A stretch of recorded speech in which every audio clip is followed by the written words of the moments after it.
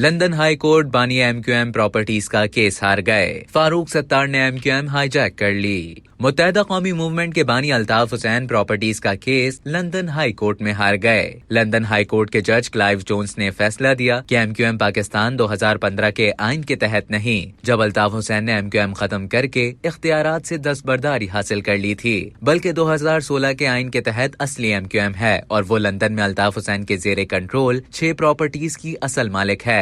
अल्ताफ हुसैन ने मौक़िफ़ इख्तियार किया कि असली एमक्यूएम वो है जो वो चला रहे हैं और वो एमक्यूएम असली नहीं जो फारूक सत्तार ने हाईजैक कर ली है। जज ने अपने फैसले में लिखा कि एमक्यूएम के बानी अल्ताफ हुसैन ने 23 अगस्त की तकरीर के बाद एमक्यूएम पाकिस्तान से इस्तीफा दे दिया था। इस फैसले से ये जाहिर होता है कि जज ने खालिद मकबूल सिद्दीकी के जेर क़यादत एमक्यूएम पाकिस्तान के हक में और एमक्यूएम लंदन के खिलाफ फैसला दिया है। अब अगले मरहले में ट्रस्टीज के किरदार का फैसला किया जाएगा। फैसले की कॉपी से ये जाहिर होता है कि एमक्यूएम पाकिस्तान के सैयद अमीनुल हक के वकील ने ये साबित कर दिया है कि एमक्यूएम का अप्रैल 2016 का आइन मंजूर किया गया था, जबकि 2015 का आइन मंजूर नहीं किया गया।